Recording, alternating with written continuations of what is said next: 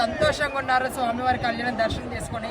కాబట్టి ఇక్కడ స్వామివారికి ఎంతో ముఖ్యమైనది బండారు. కాబట్టి బండారు జల్లుతో ఆయనకి మొక్కితే మన కోరికలు అన్నీ తీరుతాయని చెప్పి ఒక నమ్మకం భక్తులది.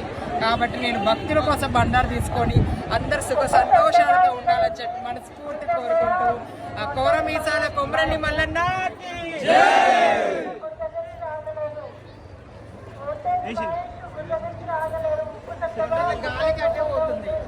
వీళ్ళ మీద లోపలేద్దాం.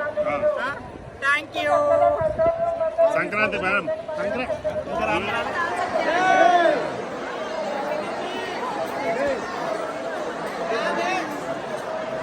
ఓకేనా మేడం చెట్టు గురించి చెప్పండి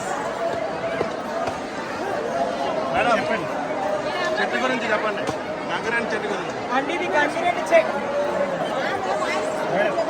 గంగిరెడ్డి చెట్టు అండి కొమ్మలో ఈ గంగిరెడ్డి చుట్టూ మనం తడిబట్ట స్నానం చేసి 11 చుట్టూ తిరిగి స్వామివారికి ముడుపు కడితే కోరుకున్న కోరికలు సంతానము అన్నీ తీరుతాయండి.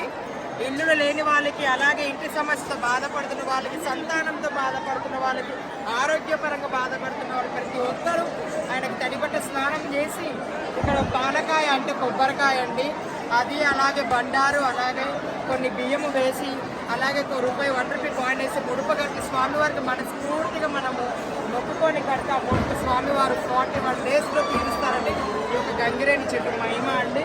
అందుకే వచ్చిన వాళ్ళందరూ గంగిరెడ్డి చెట్టు పైన బంతి పూలు, అలాగే ఎంతో ఇష్టమైన బండారు కూడా స్వామివారికి ఇలా చల్లి స్వామివారు మనస్ఫూర్తిగా వేడుకుంటారు. సంక్రాంతి సభ